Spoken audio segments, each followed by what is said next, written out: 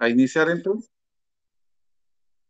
Vamos a grabar la reunión para que así podamos tener acceso a ella. Entonces, voy a dejar el tiempo a Luis Miguel. Muy buenas tardes presentes. Mi nombre es Luis Miguel Simón Marroquín. Soy estudiante de la FPEM y es un gusto para nosotros como equipo dar inicio a esta actividad. Sean todos bienvenidos y siéntanse cómodos. Y también hago mención de que cuando tengan dudas, no duden en dejarlo aquí en el chat. Luego daremos lectura a ellas y de tal manera que el expositor, que en este caso es Luis Mesa, nos dará las respuestas. Muchas gracias. Muy bien, como segundo punto, pues me tengo la oportunidad y el agrado de presentar a Luis Mesa. Él, pues, es estudiante de filosofía y de economía y tiene mucho manejo en cuanto a los temas de matemática y filosofía. Y en la anterior sesión, pues, disertó un tema bastante interesante y por eso fue la emoción, juntamente con el maestro Solórzano, de invitarlo para este evento que se va a hablar acerca de falacias. Entonces, dejo el tiempo a Luis Mesa y bienvenido y muchas gracias por aceptar la invitación, Luis. Muchas gracias a ti, Juan Carlos, y a Luis Solórzano por la invitación. Denme un segundo nada más para comenzar a compartir pantalla.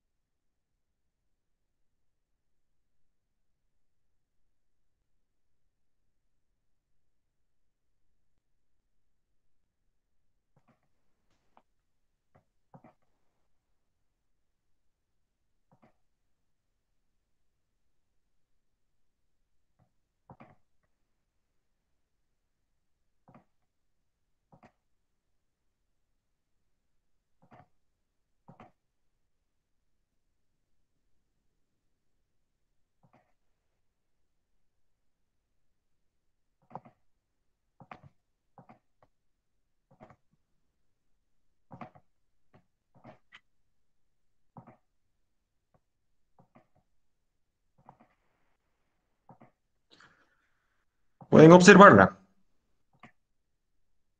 Sí, sí se puede observar, Luis, solo que no está completo. Ah, bien, ahorita ya está completo.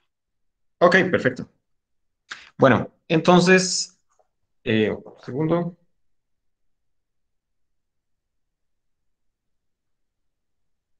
Bueno, como decía, muchísimas gracias a Juan Carlos y a don Luis Solórzano por la invitación y muchísimas gracias a todos ustedes, los presentes, por su tiempo para estar aquí el día de hoy. La conferencia que me tocó dictar versará acerca de las falacias, tanto informales cuanto formales, y acerca de la teoría de la argumentación. Ahora, cabría preguntarse en primera instancia por qué es relevante un tema como este, ¿verdad? Sobre todo porque tengo entendido que la mayoría de los estudiantes, perdón, la mayoría de los asistentes son estudiantes del curso de matemática discreta, ¿verdad? Y esto tal vez no tenga como tanta relación directa con el resto de contenidos del curso. Pero una de las razones principales es porque eh, aunque suele parecer intuitivo, tener una buena competencia para el razonamiento simbólico, como el que solemos experimentar al realizar demostraciones matemáticas o demostraciones de la lógica simbólica, eso no suele verse traducido comúnmente o necesariamente más bien al ámbito del razonamiento en lenguaje natural, o sea, al ámbito de las discusiones cotidianas, por ejemplo, sobre cualquier cosa, ¿verdad? Sobre política, sobre deportes, religión, etcétera. Más bien es muy común que se suelen cometer falacias en estos ámbitos, aunque una persona domine perfectamente, digamos, las inferencias deductivas de la lógica formal, por ejemplo. Entonces, digamos, en línea con lo que acabo de mencionar, me gustaría plantearles para empezar la presentación que realicemos un pequeño ejercicio. Es muy rápido. El ejercicio consiste en lo siguiente. Supongamos que tenemos 4 cartas, ¿ok? Una tiene el número 5, otra tiene el número 8, otra tiene el color rojo y otra tiene el color azul. Entonces, cada una tiene un número por un lado y un color por el otro, ¿ok? Y entonces establecemos la siguiente regla. Si hay un número par de un lado de una carta, entonces del otro lado de esa carta está el color rojo, ¿ok? Si hay un número par, del otro lado está el color rojo. Y el ejercicio consiste en lo siguiente. Si queremos averiguar si la regla anterior efectivamente se cumple, ¿cuál carta o cuáles cartas deberemos voltear necesariamente? Lo del énfasis en la necesidad es importante porque puede que haya cuando menos un caso, cuando menos una carta que independientemente de lo que tenga del otro lado es irrelevante para el análisis de si la regla se cumple o no. O sea, que cual sea el número o sea cual sea el color que tenga del otro lado, no tiene la posibilidad de falsar, o sea, de tornar falsa a esta regla. Pero puede que haya cuando menos una carta que sí lo haga. Entonces, en eso consiste. Voy a dejarles en este momento un link en la caja de comentarios. Es de un formulario de Google. Es nada más para que una vez que ya hayan pensado en la respuesta, vayan ahí y la ingresen. Y entonces les voy a dar unos cuantos segundos, ¿verdad? Podría ser un minuto. Y bueno, cuando terminan, volvemos para ver los resultados. Entonces, voy a dejar de compartir un momento para pasarles el link.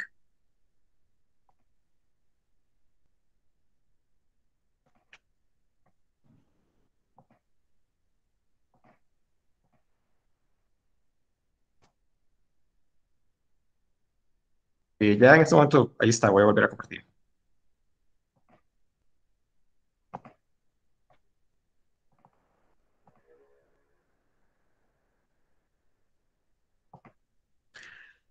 Entonces, supongamos que a las 6:13, en un minuto, para que tengan tiempo de pensar en la respuesta y nada más van ahí y la ingresan.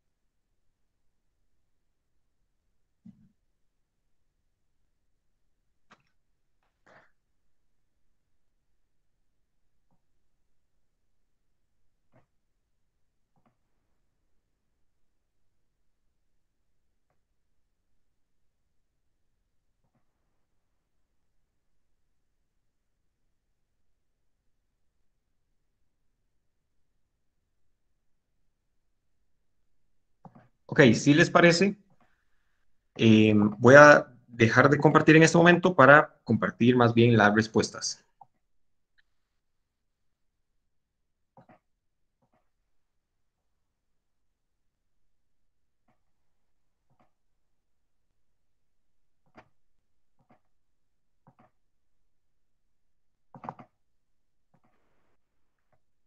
¿Lo pueden ver? Sí se ve. Ok, perfecto. Entonces, en este momento vemos que tenemos 20 respuestas y la distribución, más o menos equitativa, está en que un 15% dice que solamente, bueno, dice que ninguna, un 10% dice que solo las 5, un 5% que solo la del 8, ¿verdad? 5% solo la del rojo, y así, ¿verdad? 5 y rojo, ok. Déjame ver, 8 y azul, un 9,1%. Ok. Vemos que más o menos está equitativa la distribución. Ahora,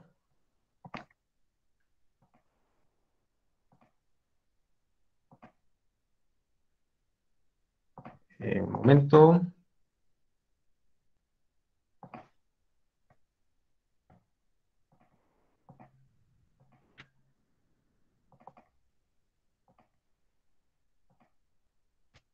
En este momento, ¿qué les aparece? Su pantalla. Tu pantalla, Luis. Ah, ok. Un segundo.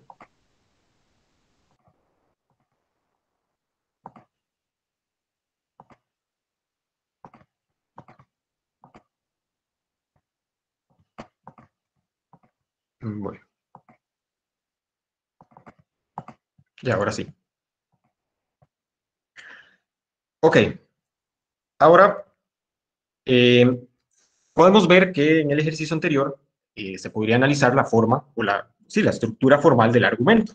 Y es simplemente una proposición condicional de la forma P implica Q, donde P es un número par y Q es el color rojo. O sea, si tenemos un número par, entonces obtenemos el color rojo. ¿Ok? Y a partir de esto se puede analizar formalmente cada una de las opciones anteriores. Y tendríamos que la carta que contiene el número 5 es una instanciación de no P. La carta que contiene el número 8 es una instanciación de P, ¿verdad? Porque es un número par. La carta que contiene al rojo es una instanciación de la verdad de Q, porque es el color rojo. Y la carta que contiene al color azul es una instanciación de la falsedad de Q, porque no se obtiene el color rojo. Ahora, la respuesta correcta, lamento decirles, es el 8 y el azul. Por lo menos cuando revisé los resultados, solo el 9,1% respondió esto, ¿verdad? Creo que eran 2 personas. Ahora, pero igual, no se preocupen porque esto en realidad está dentro de la media de lo que se suele obtener en los resultados experimentales controlados en psicología experimental. Esto se llama el test de Weyson. Es muy famoso en el campo de la psicología del razonamiento deductivo. Entonces, vamos a analizar a continuación por qué. Recordemos antes la tabla de verdad del condicional material, ¿verdad? Que es verdadero cuando tanto el antecedente como el consecuente son verdaderos. Solamente es falsa en el caso en que el antecedente es verdadero y el consecuente es falso, perdón. Y en los dos casos restantes, donde el antecedente es falso y el consecuente es verdadero, la proposición condicional es verdadera, y también en el caso en el cual tanto el antecedente como el consecuente son falsos, la proposición condicional es verdadera. Entonces, el punto principal es, solamente es falsa cuando el antecedente es verdadero y el consecuente es falso. Y ahora, es importante también resaltar una ley lógica, que es la ley de la contraposición lógica, ¿verdad? Que está íntimamente vinculada con una famosísima regla de inferencia, que es la ley del modus tollens, ¿verdad? O también denominada la contrapositiva, que lo que quiere decir es que, en general, en la mayoría de sistemas lógicos, siempre que se obtenga una proposición condicional de la forma P implica Q, entonces, bueno, en realidad es bicondicional. O sea, siempre que se obtenga un P implica Q, también se obtiene la contrapositiva. O sea, se obtiene que no P implica, perdón, no Q implica no P. Entonces, ya con esto podemos analizar, ahora sí, por qué esa era la respuesta correcta. La carta que contiene al número 5 es irrelevante porque es una instanciación de no P. O sea, el antecedente es falso, por lo cual la regla condicional es verdadera independientemente de lo que tenga del otro lado. Porque tanto, recordemos por la tabla de verdad del condicional, tanto el caso en el cual el antecedente es falso implica verdadero, como el caso en el cual falso implica falso, son proposiciones condicionales verdaderas. Igualmente, la carta que contiene el rojo también es irrelevante, porque es una instanciación de Q, de la verdad de Q, o sea, donde el consecuente es verdadero. Y recordemos que para el condicional material, si el consecuente es verdadero, la proposición condicional siempre es verdadera, independientemente de si el antecedente es verdadero o no. Entonces, por eso mismo, la regla condicional es verdadera independientemente de lo que tenga del otro lado. ¿Por qué? Por la misma razón.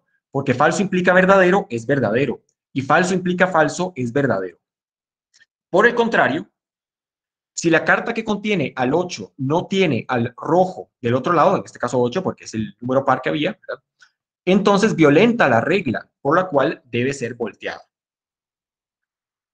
Ahora, ¿verdad? Porque sería una instanciación del caso de antecedente verdadero y consecuente falso, lo cual haría falsa la proposición condicional, que lo que mencionábamos es el único caso en el cual el condicional es falso. Y en último lugar, que este también es como el que en general, cuando la gente se aproxima por primera vez a este problema, es como el que resulta menos intuitivo, que es que si la carta que contiene el azul no tiene un número impar del otro lado, entonces violenta la regla por contrapositiva o por modus tollendo tollens. Por lo que decíamos, recordamos aquí la ley de la contraposición lógica. P implica Q implica que no Q implica no P, ¿verdad? Entonces, el azul, recordemos, volvamos aquí, que aparezca el azul es una instanciación de no Q. Entonces, hay que verificar que también se cumpla no P, porque si del otro lado se cumpliera P, o sea, si del otro lado hubiera un número par, la regla sería falsa, ¿verdad? Pero bueno, entonces, este es un caso bastante interesante porque efectivamente, aunque una persona esté muy familiarizada con el condicional material y demás, y con el funcionamiento de las inferencias lógicas, no siempre se suele traducir, ¿verdad? Uno no piensa en ello cuando razona en ámbitos de lenguaje natural, ¿verdad? Que es el lenguaje que empleamos cotidianamente. Y bueno, esto ha sido replicado en más de una ocasión a nivel experimental y generalmente se obtienen esos resultados, que la respuesta correcta, que es la del el color rojo y el número par, solamente digamos, la obtiene menos del 10% de las personas que realizan el formulario. Bueno, y hay todo un debate alrededor de qué significa eso, ¿verdad? Pero bueno, entonces, antes de proseguir con el análisis del razonamiento y de las falacias, hay algunas clarificaciones conceptuales que es importante realizar. En primer lugar, una es aquella consistente en qué es una proposición. Entonces, una manera convencional de definirla es que una proposición es el significado de una oración declarativa, el cual es susceptible de ser verdadero o falso. Voy, denme un segundo.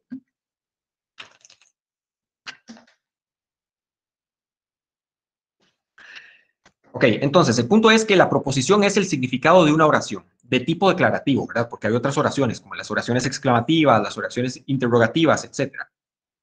Y los valores veritativos son los que se le asignan a la proposición. Esto es importante porque en realidad múltiples oraciones distintas, ya sea de diferentes idiomas o de un mismo idioma, pueden vehicular una y la misma proposición, o sea, pueden estar expresando exactamente el mismo contenido, ¿verdad? Como es el caso de si yo llego y digo, la nieve es blanca y también snow is white, ¿verdad? Que son, una pertenece al español, la otra pertenece al inglés, y sin embargo estoy comunicando exactamente lo mismo, ¿verdad? Que lo que quiero decir es que hay un fenómeno en la naturaleza, ¿verdad? Que es el de la nieve y que el color que le corresponde es el blanco.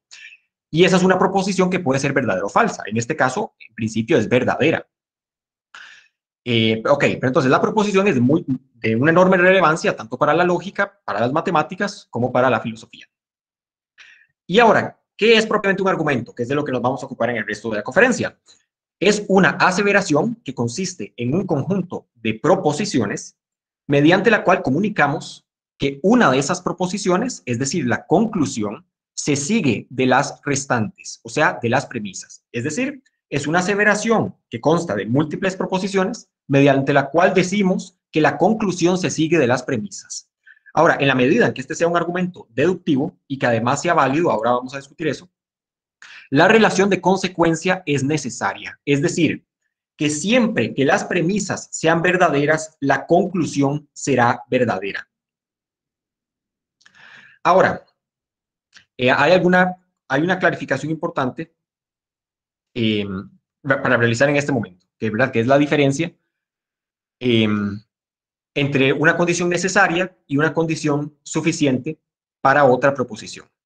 Entonces, en un condicional, ¿verdad? En una relación de implicación entre dos proposiciones, digamos P y Q, se dice que una condición P es necesaria relativamente a Q o necesaria para Q si esta debe estar presente, o sea, debe obtenerse para que Q sea verdadera. Es decir, que Q, no puede ser el caso que Q sea verdadera sin que P sea verdadera también. Siempre que Q sea verdadera, P también es verdadera. Pero ojo, eso no significa que basta que P sea verdadera para que Q sea verdadera. ¿Ok? Porque si ese fuese el caso, entonces la relación sería de suficiencia. ¿Qué es lo que pasa con el condicional material? Perdón, con el antecedente del condicional material. En la relación de antecedencia, o sea, si decimos P implica Q, P es una condición suficiente para Q. Porque si se cumple P, digamos, y es por modus ponens, ¿verdad? O sea, si tenemos P implica Q y además tenemos P, entonces se sigue Q. O sea, de la verdad de P se sigue necesariamente la verdad de Q. En cambio, en ese mismo argumento, Q es solamente una condición necesaria para P, porque aun cuando Q fuese verdadero, esto lo vamos a ver más adelante como una falacia que se llama afirmación del consecuente, aun cuando Q sea verdadera, eso no implica que P, o sea, que el antecedente también es verdadero. Ahora, otro componente fundamental es el de la validez, que establece que un argumento es válido cuando es imposible que sus premisas sean verdaderas y su conclusión sea falsa. Es decir, si es el caso que sus premisas son verdaderas, entonces necesariamente su conclusión es verdadera. Ahora, la fundamentación o la solidez consiste en un argumento que es simultáneamente válido, o sea, deductivamente válido, según el sentido anterior de validez que acabamos de ver, y que además sus premisas son en efecto verdaderas. Porque, ojo, lo que aquí dijimos en la definición de validez es que si sus premisas son verdaderas, entonces la conclusión es verdadera, ¿ok? Pero puede ser el caso de que las premisas no sean verdaderas.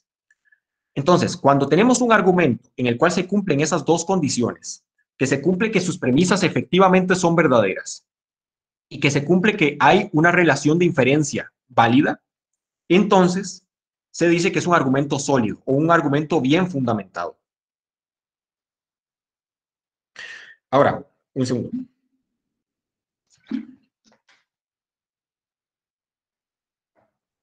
Esto se conecta con un tema importante que también debe mencionarse, que es el de las diferentes modalidades de razonamiento, ¿verdad? Comúnmente en matemáticas y en lógica lo que se suele estudiar es el razonamiento deductivo, ¿verdad? Que es el que mencionaba. El tipo de validez que mencionaba es validez deductiva. O sea, premisas verdaderas. Si se cumplen las premisas verdaderas y se sigue una inferencia correcta, entonces necesariamente la conclusión es verdadera. Pero ese no es el único tipo de razonamiento que empleamos. De hecho, podría incluso decirse que no es el que más empleamos en otros ámbitos de la vida. De hecho, por ejemplo, el razonamiento inductivo es quizás un tipo de razonamiento que se emplea mucho más en las ciencias, ¿verdad? Que ese más bien procede de lo particular a lo general. O sea, observamos una serie de casos particulares que se han cumplido hasta este momento y a partir de ahí formulamos una inferencia que establece que ese mismo caso, esa misma condición se cumplirá en la próxima ocasión o se cumplirá en el futuro. Digamos, si yo digo que, ok, que no sé, que la Tierra desde que se creó ha girado siempre alrededor del Sol, ¿verdad? Todos los días sin falta, etcétera.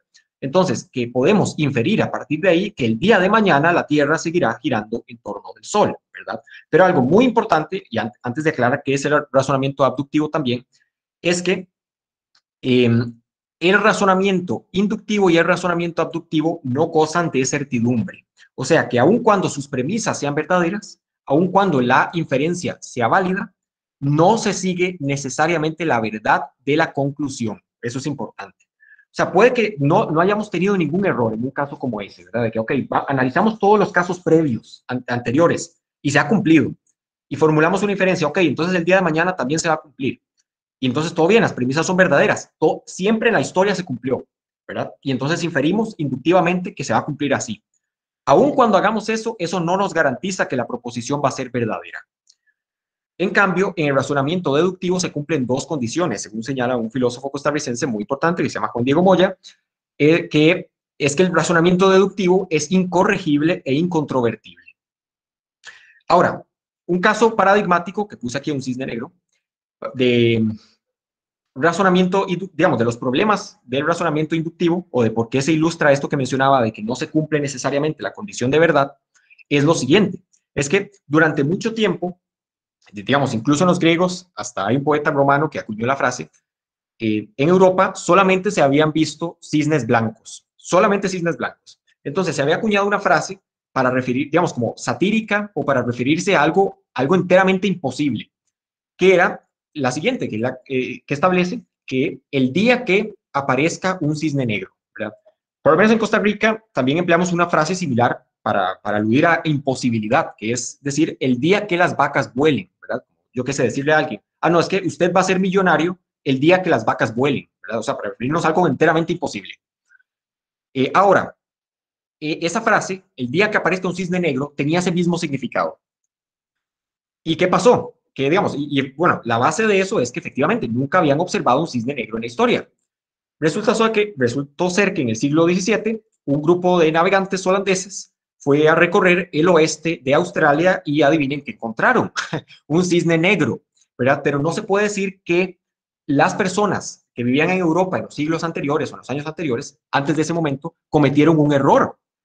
Digamos, un error desde el punto de vista de la inferencia inductiva, porque efectivamente toda la evidencia que habían acumulado apuntaba que pues, solamente se habían encontrado cisnes blancos, ¿verdad? Que era inverosímil encontrar un cisne no blanco, y sin embargo lo encontraron. Entonces, ese es un ejemplo histórico de eso mismo, ¿verdad? De que aun cuando seamos lo más rigurosos posibles para razonar inductivamente, eso no nos garantiza que la conclusión sea verdadera. Y eso constantemente le pasa a la ciencia, por ejemplo, ¿verdad? Que nueva evidencia que no estaba disponible previamente nos compele a tener que revocar la conclusión. Ahora, un último tipo de razonamiento es el que se conoce como razonamiento abductivo, que este es más bien como una inversión del razonamiento deductivo. Este es que, dada una conclusión, inferimos a la mejor explicación cuáles son las premisas más plausibles. O sea, si ya nos dan una conclusión, lo que tenemos que averiguar es, de las alternativas posibles, cuál es la mejor explicación de las premisas o de las causas de ese efecto. Ahora, un ejemplo, digamos, como muy bien conocido, denme un segundo.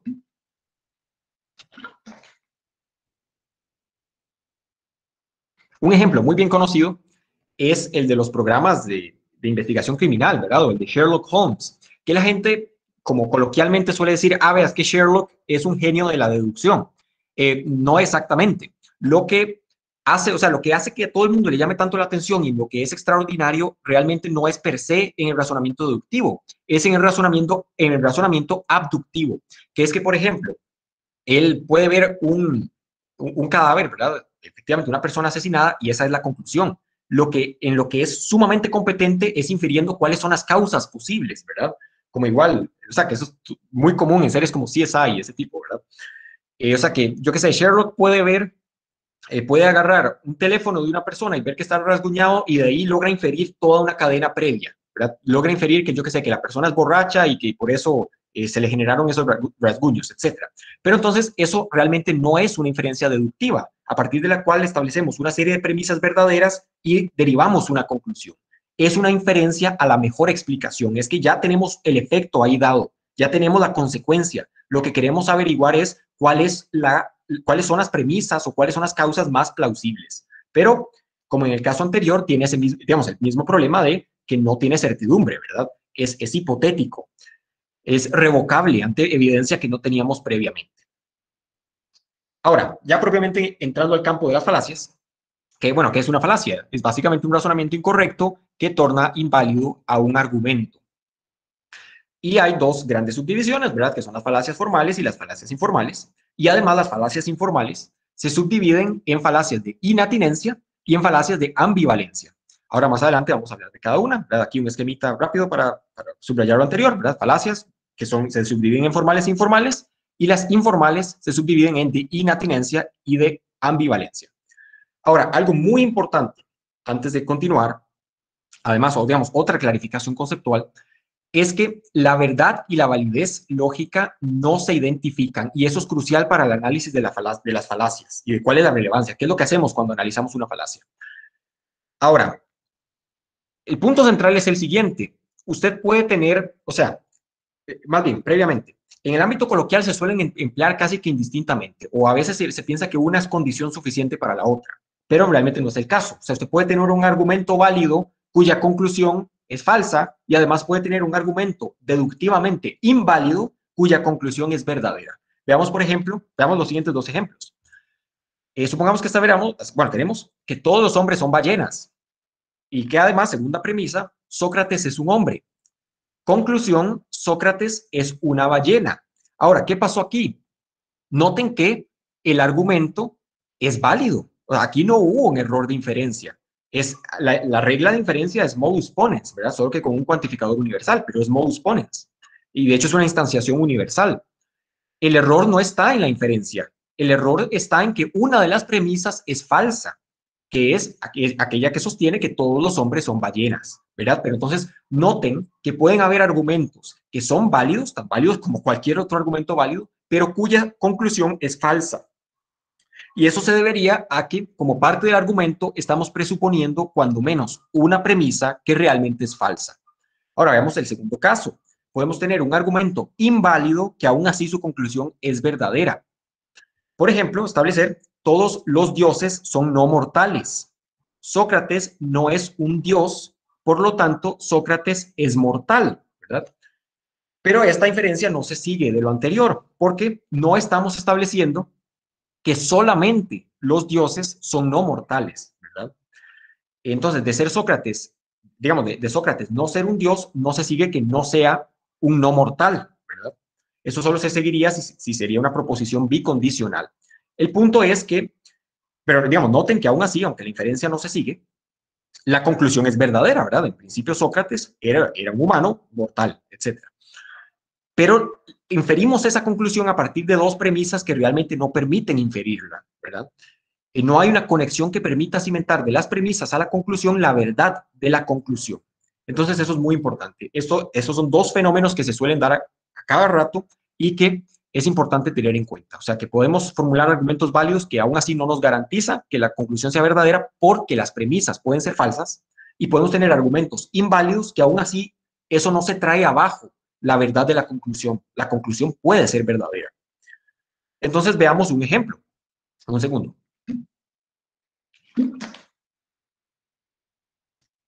Este es un ejemplo que se llama el argumento cosmológico Kalam, que es, digamos, uno de los principales argumentos cosmológicos en las discusiones acerca de la existencia de Dios y en filosofía de la religión y en teología natural.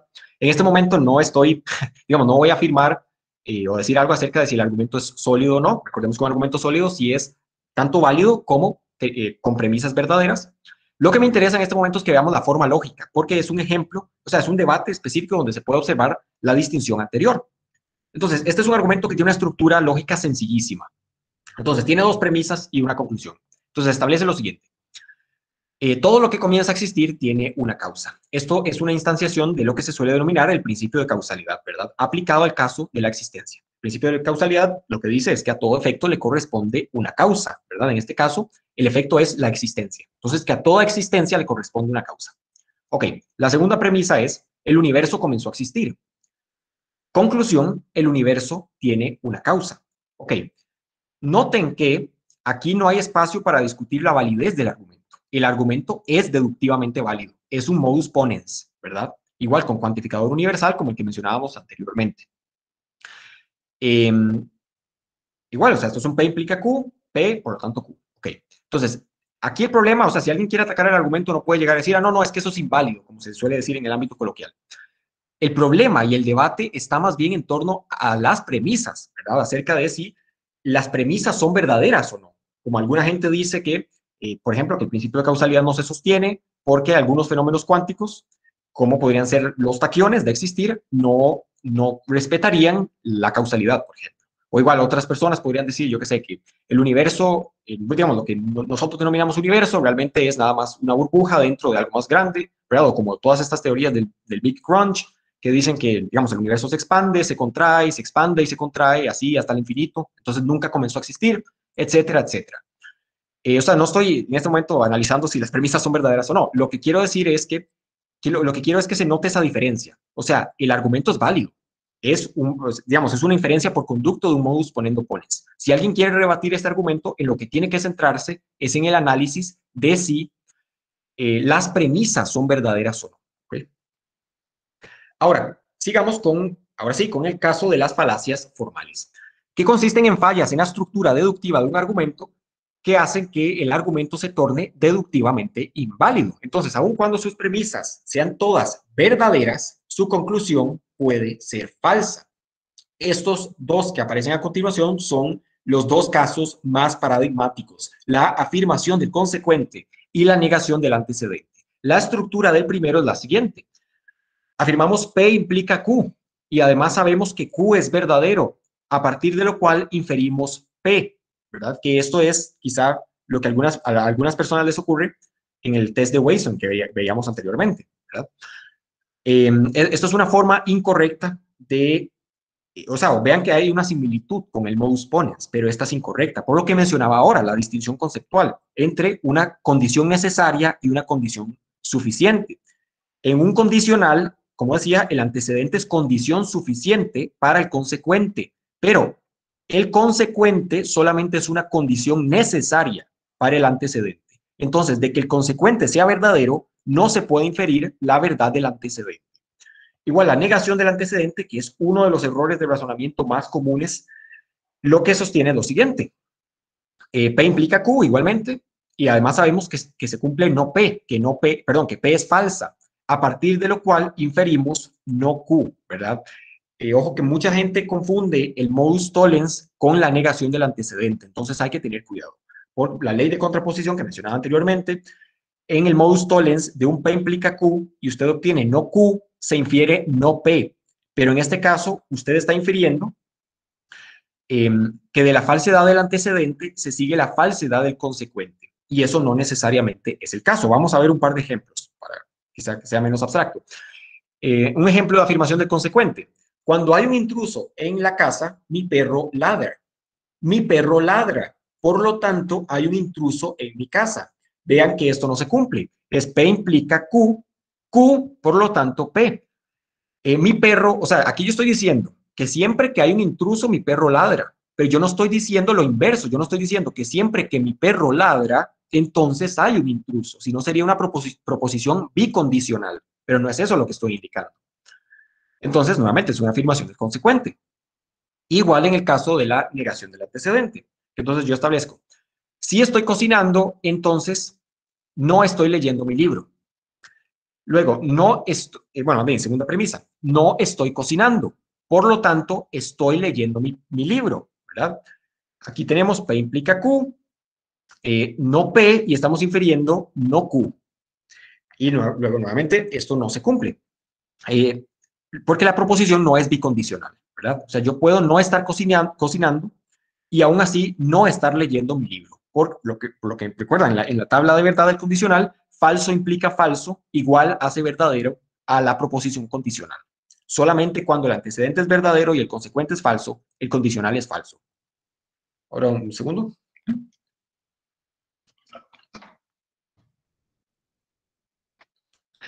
Ahora, otra falacia formal muy importante a tener en cuenta es la afirmación de la disyunción, que tiene la siguiente estructura. Tenemos dos premisas. Tenemos una disyunción, P o Q. En segundo lugar, tenemos que P es verdadera. Y en tercer lugar, inferimos a partir de las dos premisas anteriores que Q es falsa, o sea que no Q, ¿verdad? Pero ojo, noten que hay que tener cuidado porque nuevamente hay un correlativo que sí es una regla de inferencia válida, que es el silogismo disyuntivo, que como mencionaba, esa sí es una regla de inferencia válida. Hay que tener cuidado para no confundirlas. El silogismo disyuntivo lo que establece es, ¿verdad? Dos premisas, P o Q. Tenemos que no P y de ahí se infiere Q. Ahora, bueno, el punto central, como en los casos anteriores, está en analizar la tabla de verdad de la disyunción. Como sabemos, ¿verdad? La disyunción solamente es falsa en un caso y es verdadera en los casos restantes. ¿Alguien podría decirme cuál es el caso en el cual la disyunción es falsa? La única combinación de los componentes en el cual la disyunción lógica es falsa. Cuando ambas proposiciones son falsas. Sí, exacto, exacto. Entonces, eso nos sirve para analizar perfectamente por qué uno es una falacia y por qué el otro sí es una regla de inferencia válida. Porque veamos lo siguiente. En el caso del silogismo disyuntivo, ok, tenemos la disyunción, ¿verdad? Entonces, al saber que la disyunción es verdadera, sabemos que tiene que cumplirse uno de los tres casos en los cuales es verdadera, ¿verdad? O sea que o bien tanto P como Q son verdaderas, o bien P es verdadera y Q no, o bien Q es verdadera y P no. Pero ahora, en segundo lugar, nos dicen que P no es verdadera, que P es falsa. Entonces, eso se nos trae abajo dos de las tres posibilidades anteriores. Entonces, no puede ser el caso que las dos sean verdaderas simultáneamente, ni tampoco puede ser el caso en que P sea verdadera y Q no.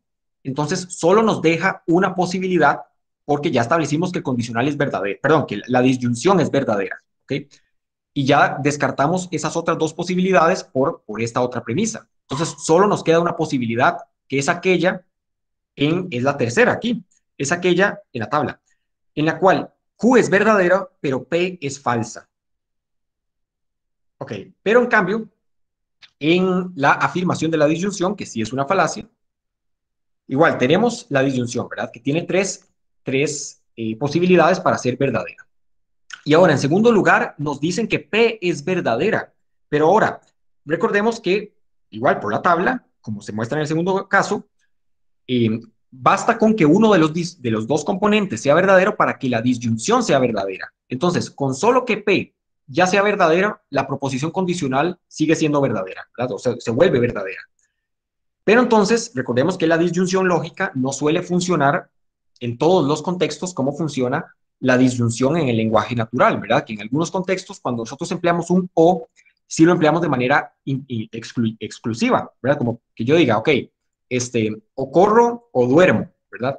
Que sí son exclusivas, porque no puedo correr y dormir simultáneamente. Pero así no funciona en la disyunción lógica, ¿verdad? Porque en la disyunción lógica ambas pueden ser verdaderas. Y precisamente por ese punto por el cual ambas pueden ser verdaderas, es que no puedo inferir la falsedad del otro componente de la disyunción.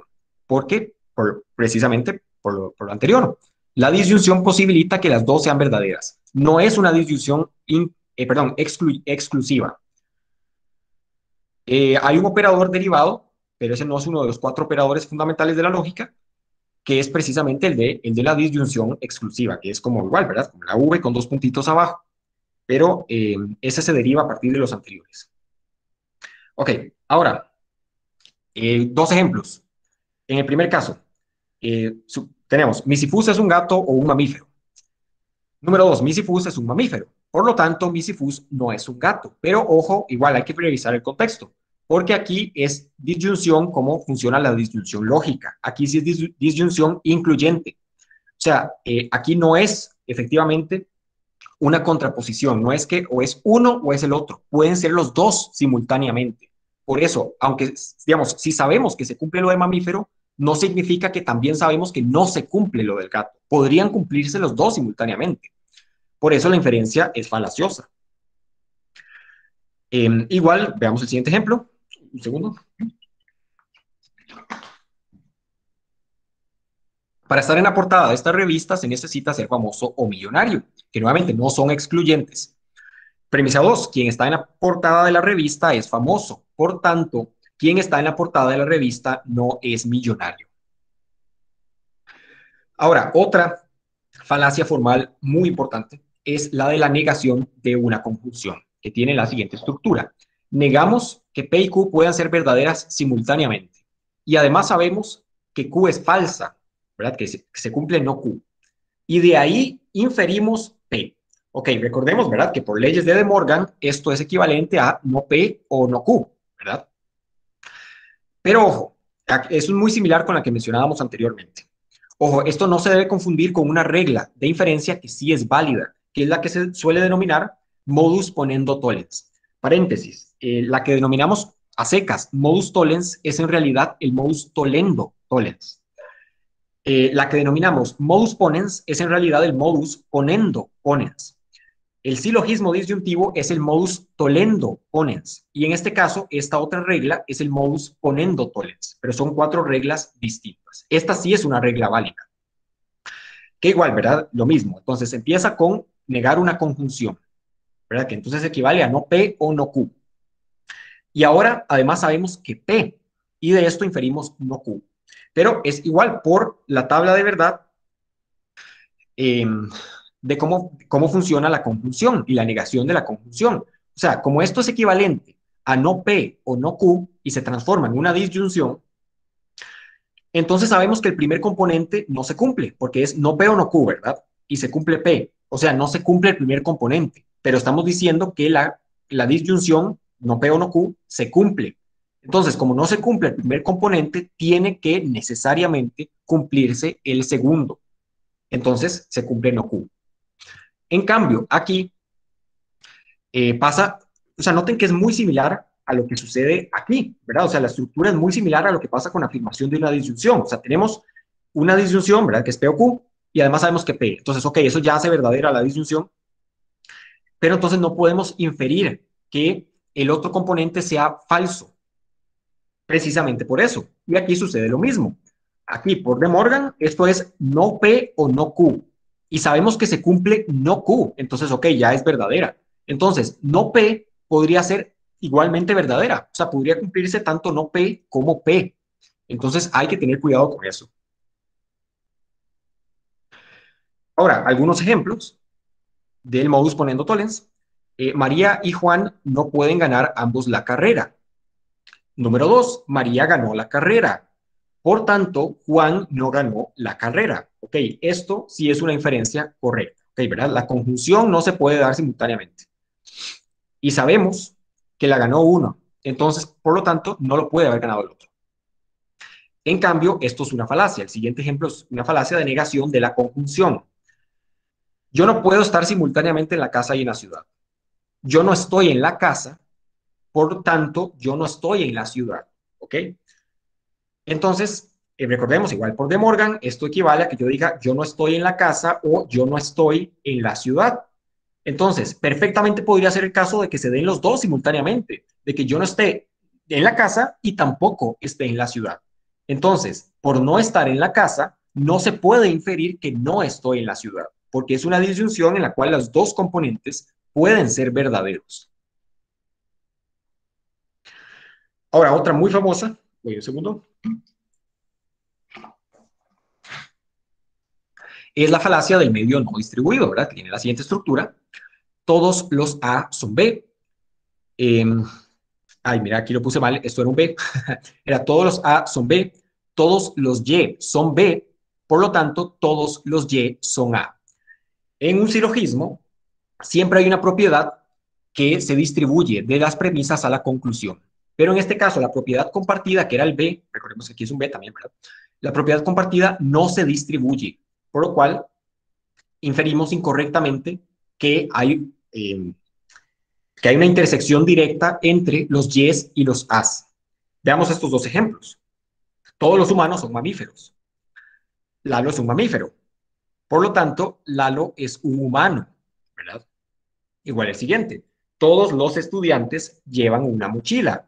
Mi abuelo lleva una mochila. Por lo tanto, mi abuelo es un estudiante.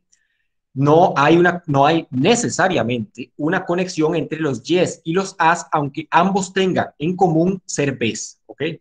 Tener esa propiedad en común. En este caso, tanto los humanos como Lalo tienen en común la propiedad de ser mamíferos. Sin embargo, no se puede inferir de ahí que Lalo sea un humano. Y igual aquí lo mismo, ¿verdad? Los estudiantes y mi abuelo comparten la propiedad de llevar una mochila, pero eso no significa que a su vez comparten que mi abuelo sea un estudiante. Ahora, pasemos a analizar algunas, no todas, ¿verdad? Porque son muchas, de las principales falacias informales, que se subdividen en dos, en falacias de inatinencia y en falacias de ambigüedad. Las falacias de inatinencia son algunas de las principales: el ad hominem ofensivo, el ad hominem circunstancial, la ad ignorantiam, la ad baculum, la ad verecundiam, etc. Y en la ambigüedad tenemos la falacia de la equivocidad o el equívoco, de la anfibología, del tránsito ilegítimo, de la composición, del auténtico escocés, de la composición y de la división.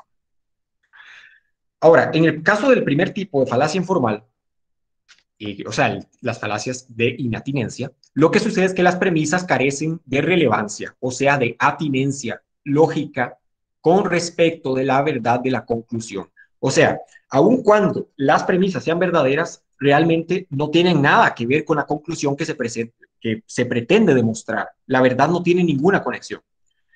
En el caso de las segundas, las de ambivalencia o ambigüedad, lo que sucede es que son razonamientos en los que se emplean términos que tienen más de un significado, los cuales oscilan y se intercambian en el transcurso de un mismo razonamiento.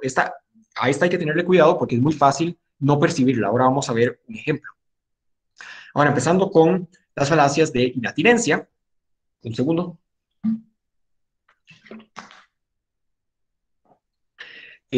Tenemos el primer caso, que este es uno poco conocido, que es la falacia del tu quoque, que consiste en pretender refutar un argumento al atacar al atacar el comportamiento de quien lo defiende, al señalar que el comportamiento de quien lo defiende es inconsistente con la tesis que está defendiendo. Y esto es sumamente común.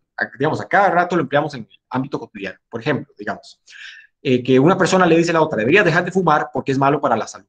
Y la otra persona le responde, pero tú pasas fumando todo el tiempo, así que no puedes reclamarme nada, ¿verdad? Entonces pretende impugnar la afirmación del otro atacando el comportamiento de la otra persona, es decir, que el comportamiento es inconsistente con la tesis. Pero ojo, digamos, a lo más, eso sería un señalamiento de que la persona quizá está siendo hipócrita con lo que está diciendo, ¿verdad? Pero eso no es argumentativamente relevante para el análisis de si la tesis de fondo, que es esta de arriba, es verdadera o no, si se cumple o no, ¿verdad? Como en este caso, que fumar es malo para la salud y efectivamente es una proposición verdadera. Entonces, puede ser el caso que la persona que la defiende no lo cumpla, ¿verdad? O igual, eso es muy común, por ejemplo, en médicos. Hay médicos que le recomiendan a sus pacientes no fumar porque saben los efectos para la salud que tiene el fumado y aún así en su vida privada fuman. Pero eso no significa que la proposición que fumar es malo para la salud sea falsa o que se pueda efectivamente revocar, porque no tiene relevancia argumentativa el comportamiento de la persona con respecto de la proposición. Entonces hay que tener cuidado con eso, ¿verdad?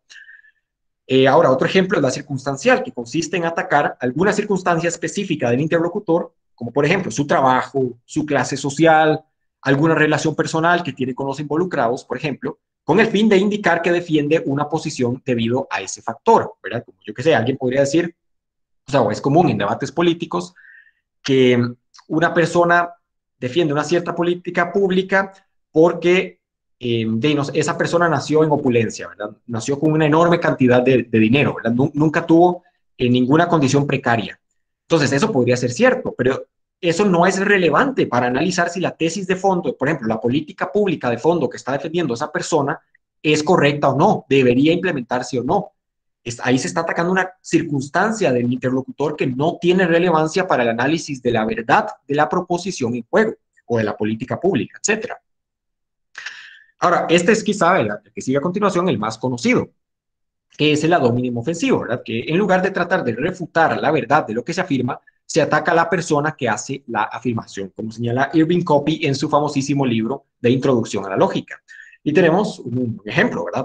Esta langosta asevera, pero es un debate político, podemos dejar nuestro gran país en las manos de un miserable camarón como este, ¿verdad? Entonces, efectivamente, no tiene absolutamente nada de relevancia para la discusión si el camarón es miserable o no. Podría ser el caso que las tesis que defiende, las ideas que defiende el camarón, son más razonables o están más justificadas que la de la langosta, ¿verdad? Entonces hay que tener cuidado porque este es quizá el tipo de falacia que más se suele emplear, ¿verdad? Que es descalificar al interlocutor de entrada. Efectivamente, decir que no, yo que sé, que es una persona no capacitada, que es una persona que no tiene la inteligencia necesaria, etcétera. Eso no tiene relevancia para la discusión de fondo, de la tesis de fondo.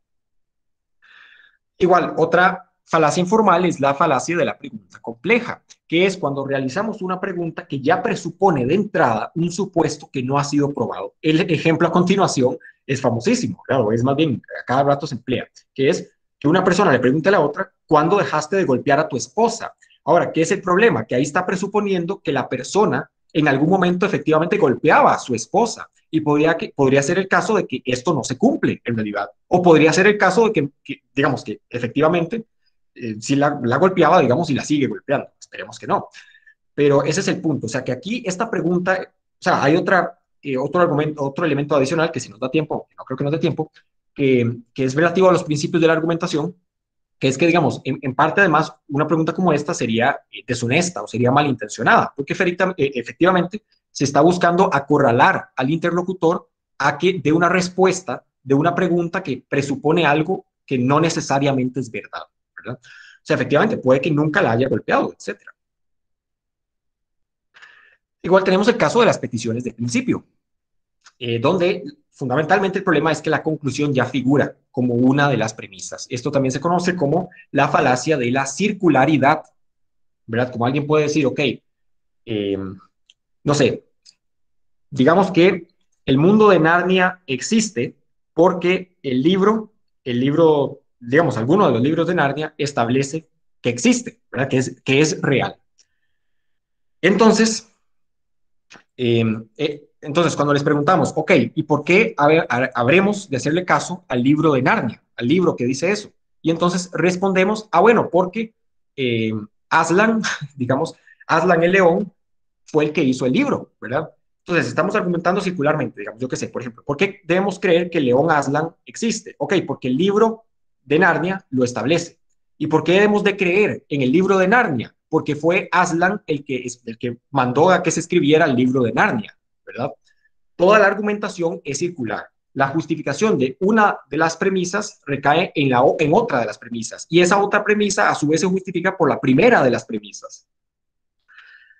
Ok, ¿verdad? Igual como señala esta imagen, ¿verdad? La persona esta dice, mi libro dice la verdad porque lo establece aquí, el propio libro lo dice. Bueno, tenemos el caso de una falacia de ad ignorantiam, que es sostener o pensar que algo es verdadero porque no se ha demostrado lo contrario, ¿verdad? Como alguien podría decir, ok, vea, los científicos no pueden probar que los unicornios no existen, por lo tanto, tenemos razón para creer que existen, ¿verdad? O vamos a afirmar que los unicornios existen hasta que alguien lo desmienta. Efectivamente, que no se pueda probar la falsedad de algo no implica que esa proposición sea verdadera, ¿verdad? Como igual se señala en esta imagen, esta persona dice que el sol es hueco y entonces además asevera que como nadie puede probar lo contrario, entonces es cierto. Un segundo. Ahora sigue la falacia del post hoc ergo propter hoc, o la falacia de la causa falsa, que bueno, esta se relaciona muchísimo, directamente más bien, con, digamos, quizá el principio más fundamental de la estadística, ¿verdad? Le dicen a cualquier persona, empezando la primera clase de un curso de estadística, que es que correlación no implica causalidad, ¿verdad? Entonces, esta falacia consiste en inferir que dos eventos están conectados causativamente porque se dan juntos. Perfectamente podrían darse juntos sin que ninguno sea la causa del otro, ¿verdad? Veamos estos dos ejemplos. El gallo canta siempre antes de que salga el sol. Por lo tanto, el gallo es el que provoca que salga el sol, ¿verdad? Entonces, digamos que hay una correlación entre el canto del gallo, o incluso hay una antecedencia entre el canto del gallo y la salida del sol, ¿verdad? Pero obviamente no hay ninguna conexión entre la salida del sol y el canto del gallo. O sea, el sol no sale porque el gallo canta. Segundo ejemplo, María ha ido donde una hechicera para que le cure el cáncer. María ha presentado una remisión importante de su cáncer. Por tanto, la hechicera causó que se curara el cáncer. Ok, nuevamente aquí hay antecedencia temporal, ¿verdad? Digamos, sucedió antes que ella fue donde la hechicera y luego sucedió después que se curó. Pero la causa de la cura puede enteramente ser distinta de meramente lo que la hechicera le recomendó, ¿verdad? Entonces, que haya antecedencia o que haya correlación, aún así, no implica que haya causalidad.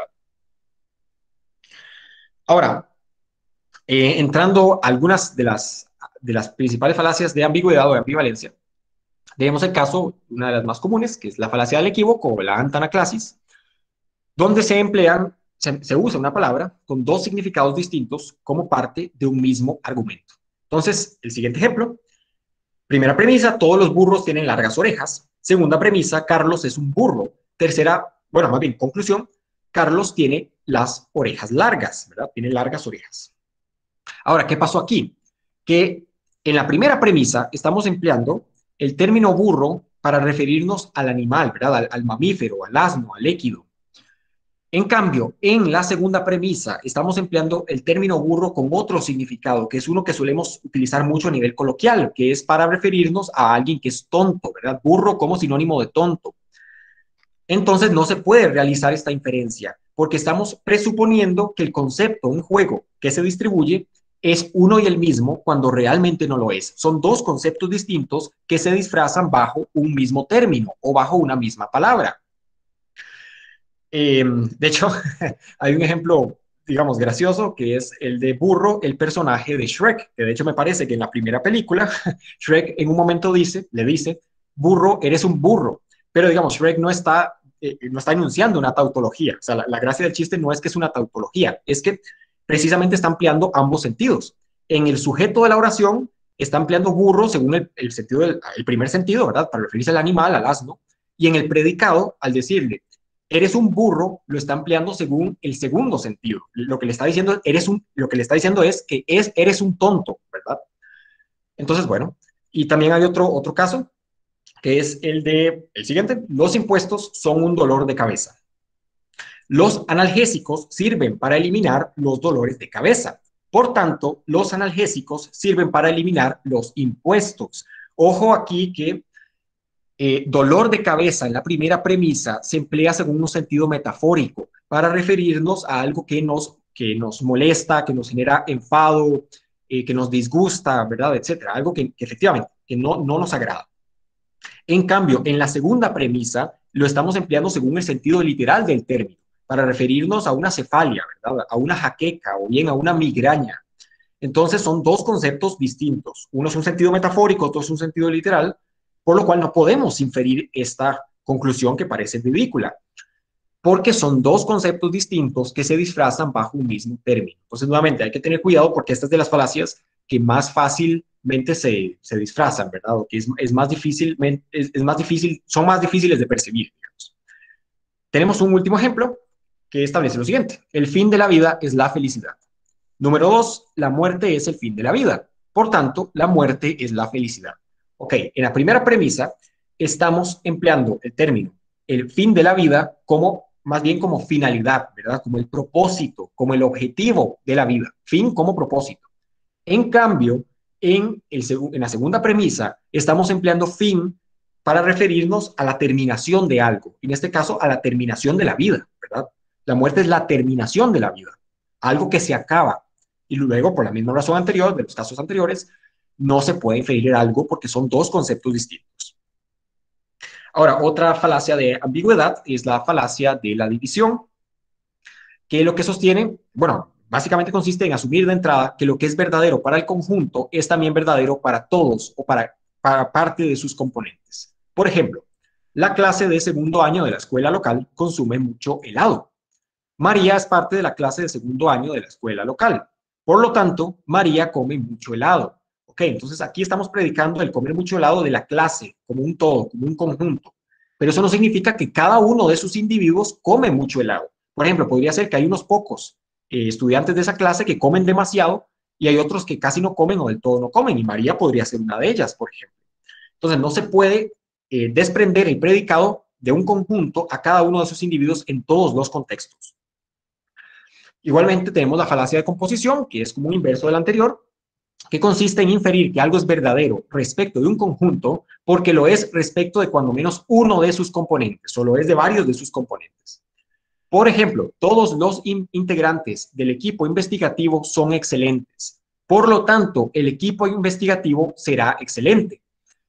Eso más bien, a cada rato, o sea, el punto es que en muchas circunstancias eso no se cumple, ¿verdad? Por ejemplo, puede ser que aunque individualmente sean buenos investigadores, como colectivo no funcione, ¿verdad? Que tengan muchas disputas y que en última instancia el equipo sea ineficiente y que entonces, bueno, alguna cuestión por el estilo. Entonces, porque una propiedad se cumpla para los individuos, no necesariamente se cumple para el colectivo, ¿verdad? Digamos, en principio, tal vez podría haberle sucedido eso a los Galácticos del Real Madrid, ¿verdad? Que aún así ganaron una Champions y 2 ligas y demás, pero no fueron tan exitosos como se pensaba. Entonces, si usted dice individualmente, los futbolistas del Real Madrid a inicios de los 2000 eran excelentes, ¿verdad? O eran extraordinarios, más bien, ¿verdad? Porque estaba Beckham, estaba Ronaldo, estaba Roberto Carlos, etcétera, jugadores de primer nivel. Entonces, usted dice eso para los individuos, ¿verdad? Para cada uno de los jugadores. Y luego usted dice o pretende concluir, ok, por tanto, el equipo será extraordinario. Y eso no necesariamente se cumple o no necesariamente se cumplió, ¿verdad? Porque efectivamente pueden haber otros factores que hagan que como un colectivo no funcione. Ahora, ya para ir terminando, me gustaría señalar algunos o introducir algunos elementos básicos de epistemología que se conectan con lo que hemos venido discutiendo anteriormente, con el problema de la invalidez de los argumentos y más propiamente de la solidez de los argumentos. Un segundo.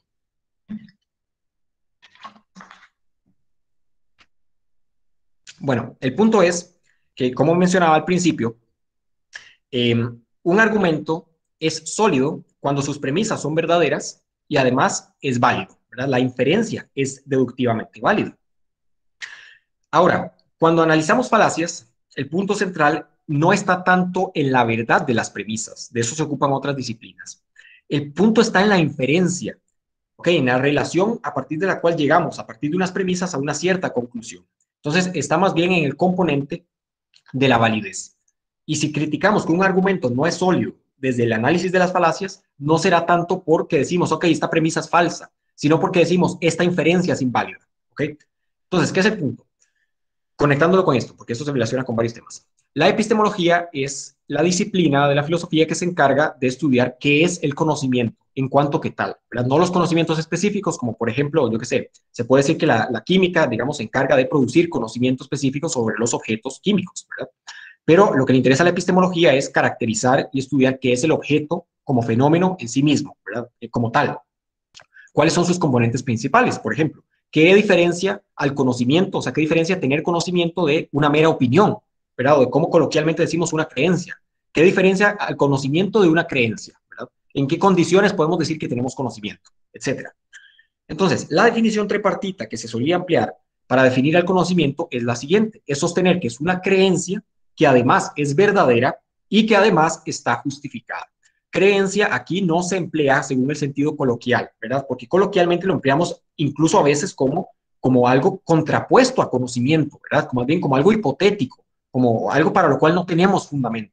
Aquí creencia meramente significa un tener por verdad, o sea que el sujeto piensa que la proposición es verdadera. O sea, creencia significa eso aquí, que piensa que es verdadera, no es un término peyorativo.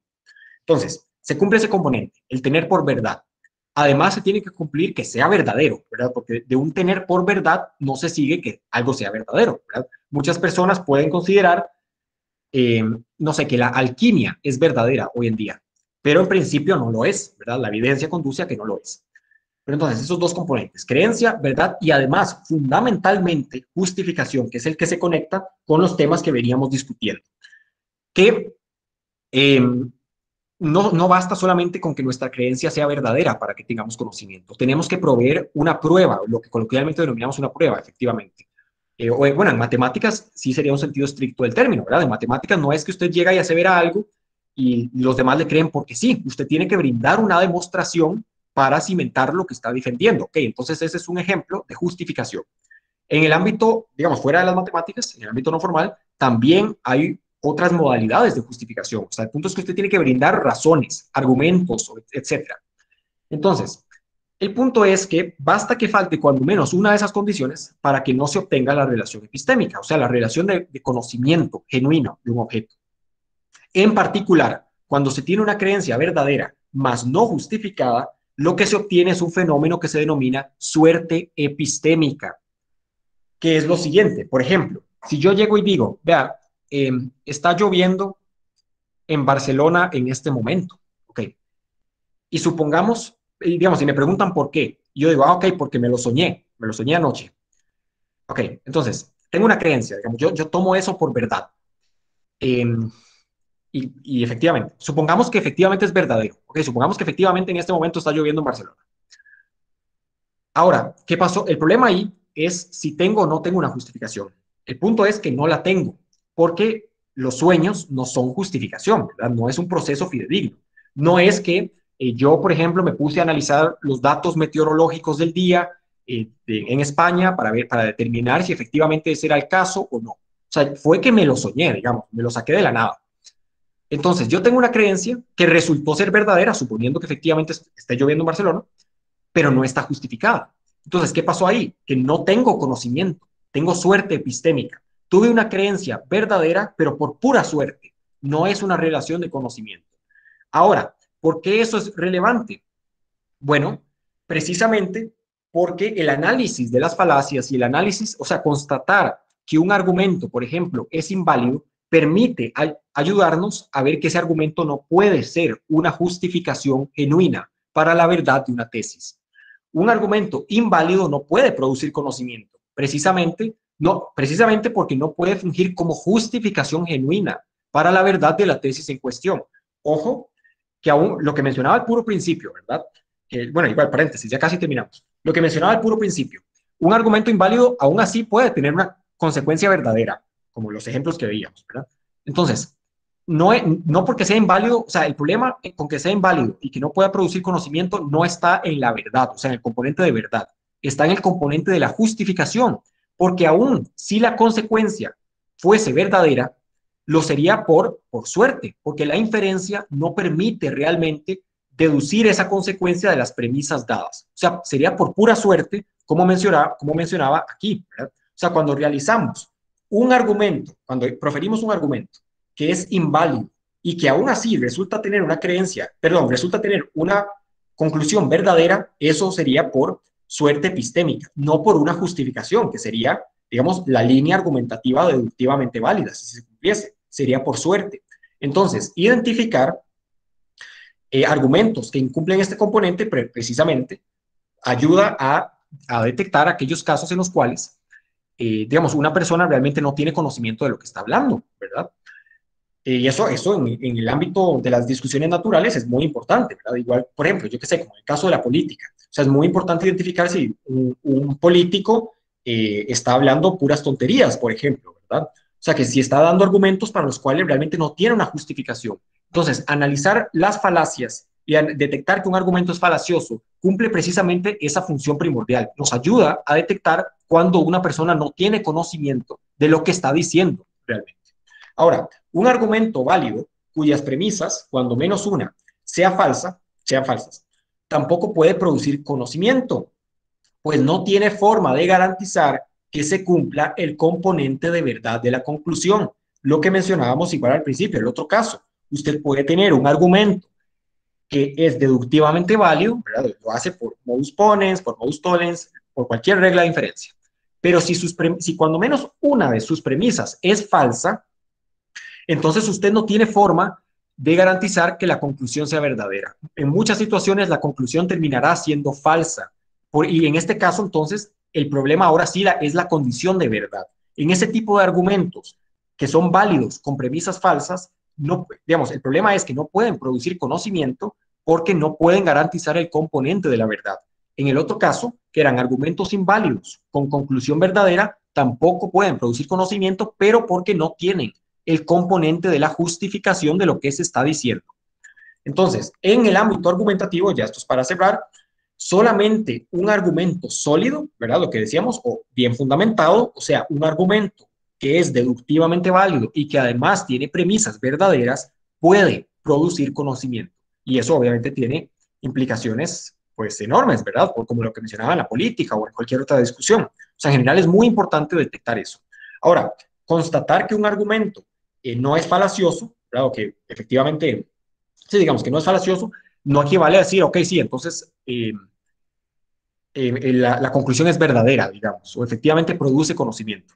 La función del análisis de esto es más bien, es de una heurística negativa, es más bien para identificar aquellos casos en los cuales no se tiene conocimiento.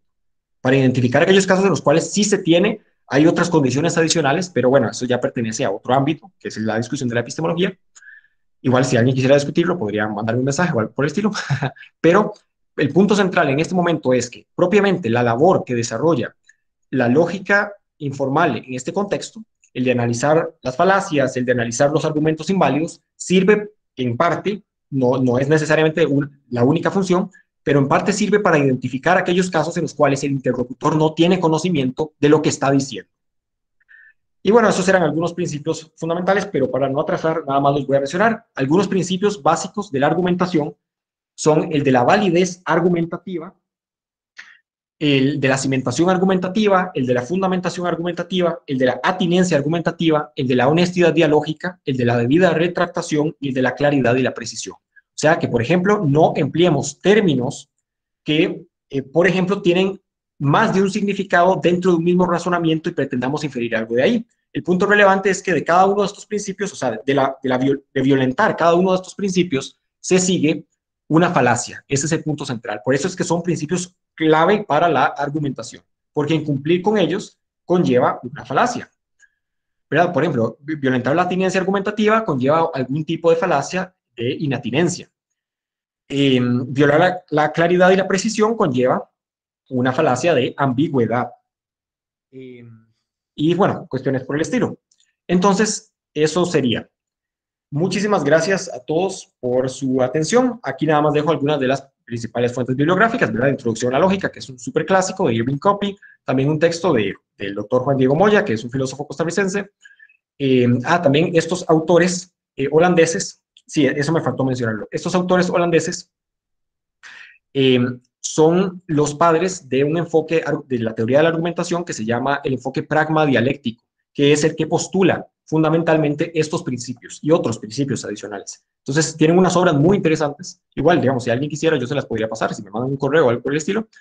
Y entonces, sí, es uno de los principales enfoques de la teoría de la argumentación. Y finalmente, un texto de Douglas Walton, que es uno de los principales teóricos de la lógica informal en la historia, dedicado a las falacias informales. Entonces, eso sería. Muchísimas gracias a todos.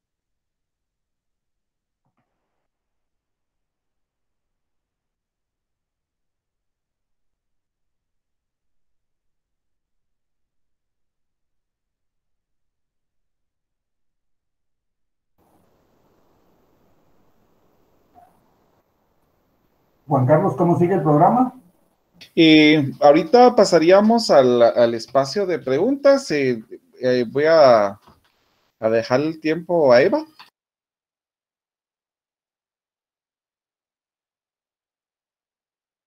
Buenas noches, y iniciaré yo. Creo que ya me había presentado. Daré lectura a las preguntas. Dice la primera: ¿cuáles son las falacias más utilizadas con el propósito de engañar o confundir el pensamiento de ciertas personas?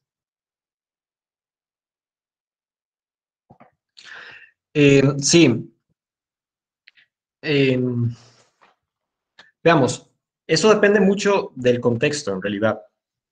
Algunas de esas falacias realmente se cometen más por descuido, digamos, o falta de atención, que por una mala intención, pero efectivamente varias de ellas tienen, o sea, se suelen escribir más bien con la intención de inducir error al interlocutor. Me parece que algunos de los principales, o veamos, si tuviéramos que hacerlo por distinción, serían sobre todo las falacias informales de inatinencia, por lo que mencionaba, ¿verdad? Porque establecemos premisas que no tienen, que aunque sean verdaderas, no tienen ninguna relación con la verdad de la conclusión que buscamos cimentar.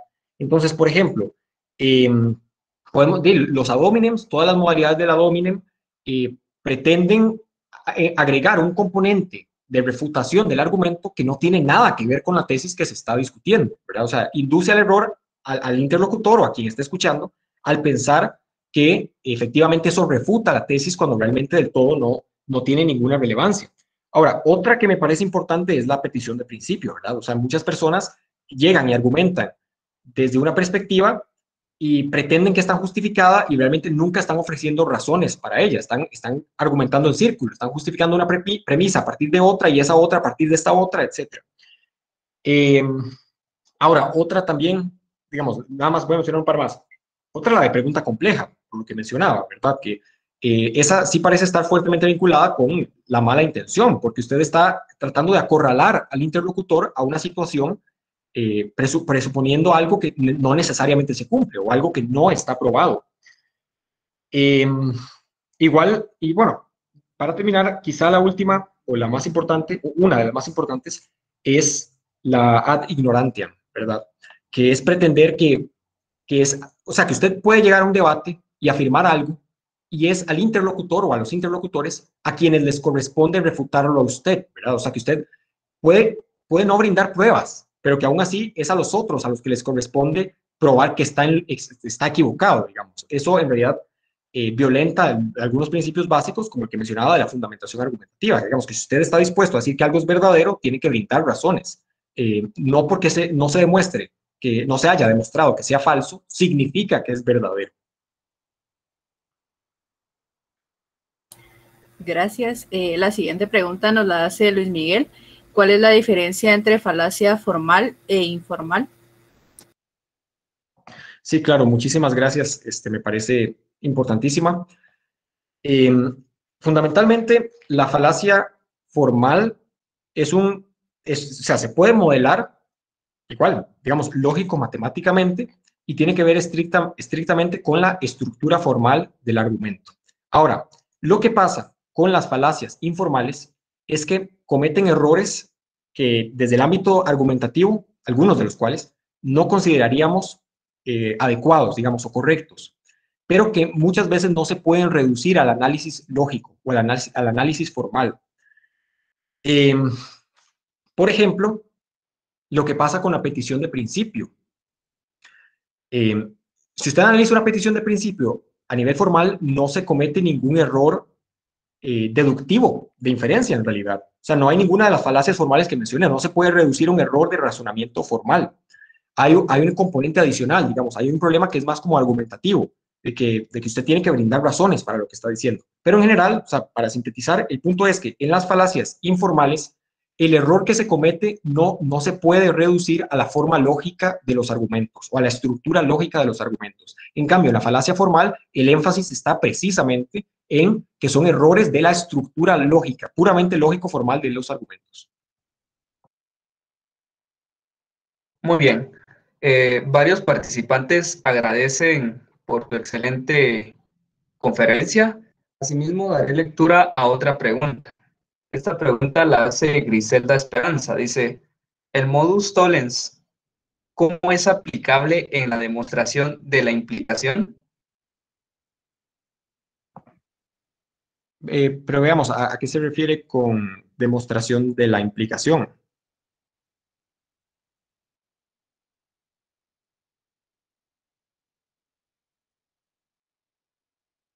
No podré especular nada al respecto.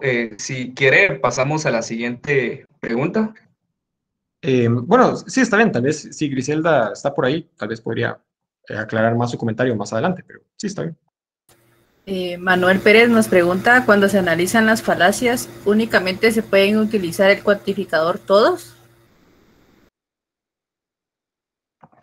No, sí, muy buena pregunta. No, eso depende del tipo de argumento. Sí, en realidad, noten que varias de estas falacias son falacias, o digamos, la estructura básica es una estructura de la lógica proposicional, ¿verdad? Solo que, obviamente, también se pueden ampliar y aplicar en el campo de la lógica de predicados, con cuantificadores. Pero, en realidad, digamos, como la estructura más básica es proposicional, sin introducir cuantificadores. Pero igual perfectamente se puede hacer, y no, depende específicamente del caso. Pero sí, tendría que analizar específicamente para tal vez ponerme a pensar ahorita en un caso concreto, pero no, perfectamente se puede hacer, porque al fin y al cabo, recordemos que los cuantificadores, o sea, todo cuantificador universal y toda proposición cuantificada universalmente se puede expresar también en términos de cuantificadores existenciales, o sea, hay un equivalente para, ¿verdad? O sea, como si yo digo, para todo valor de x, p de x, entonces estoy diciendo no existe un valor de x tal que no p de x. Entonces, siempre se puede, o sea, siempre que se cumpla para un cuantificador universal, usted puede hacer un correlativo en el campo existencial. Entonces, en principio, me parece que sí se pueden emplear.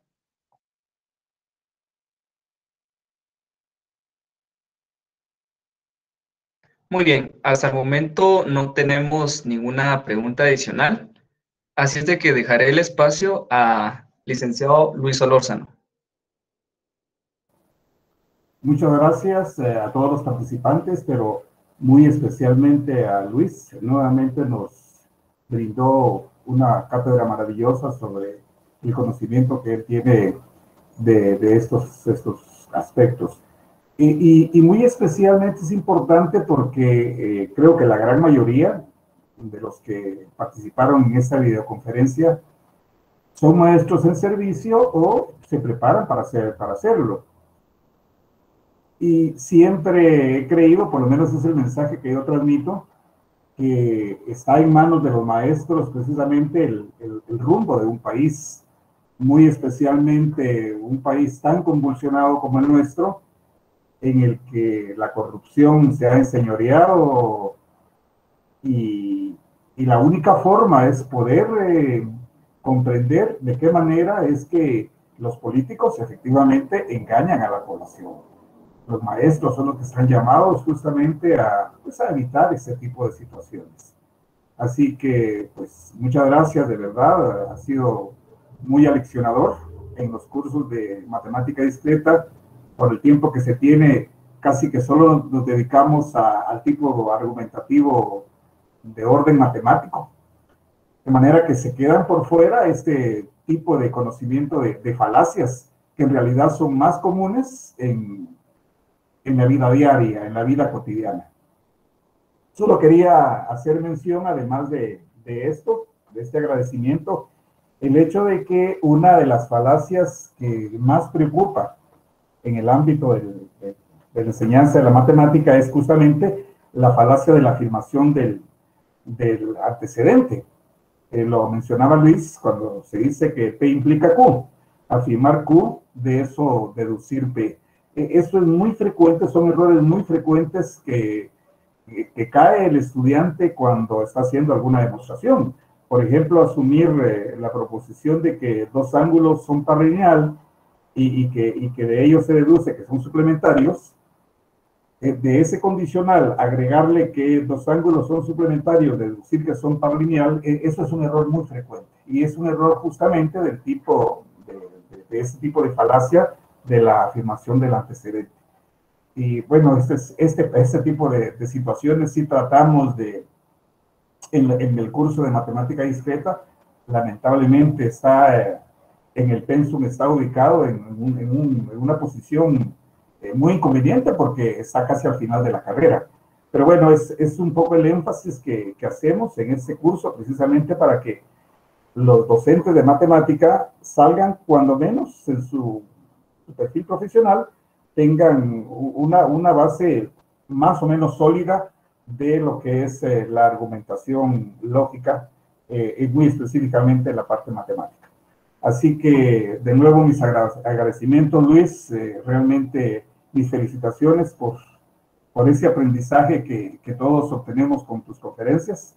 Aprovecho para saludar a tu padre, un gran amigo, un gran hermano, y del cual pues siempre me he sentido orgulloso de ser su amigo. Así que pues muchas gracias y eso es todo lo que quería decir.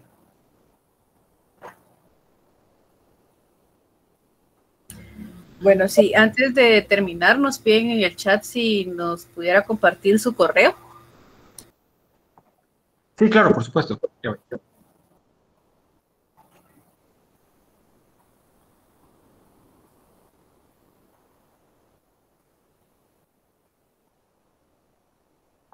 Listo.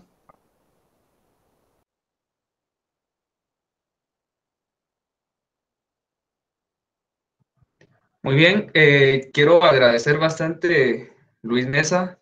Gracias por su excelente conferencia. De mi parte, me gustó demasiado. Créame que yo desconocía el tipo de falacias, ¿verdad? En este caso, las informales. Solo me había quedado con lo que pertenece ya a la parte demostrativa y todo, pero no tenía cierto conocimiento en ello. Así es de que muchísimas gracias. Estoy seguro que la mayoría de los participantes, si no es que todos, ¿verdad? Estamos muy agradecidos por su excelente conferencia. Muchas gracias. Y le dejo el tiempo a mi compañera Eva. Bueno, sí, queremos agradecer a Luis Mesa por acompañarnos y por compartir su conocimiento. Esperamos tenerlo en una próxima. Súper invitadísimo. También agradecemos a cada uno de ustedes por su participación y los invitamos a que nos sigan en nuestra página de Facebook, que nos encuentran como Los Pitagóricos. Estaremos compartiendo información sobre nuestras próximas conferencias y asimismo les comparto el link de nuestra página de YouTube para que puedan suscribirse y ver el material que se sube.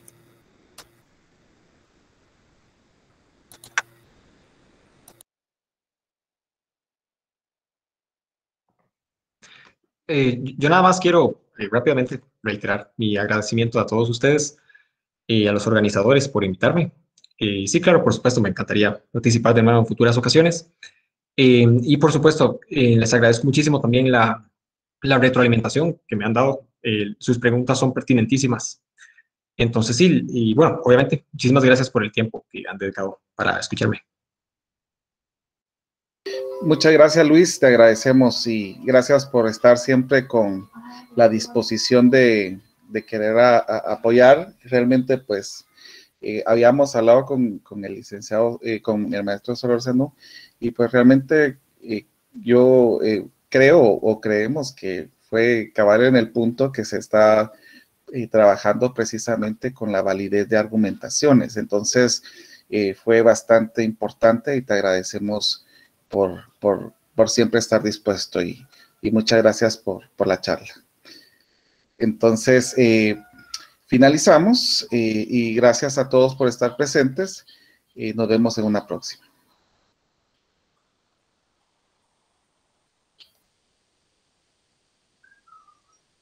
Gracias a todos, que pasen feliz noches.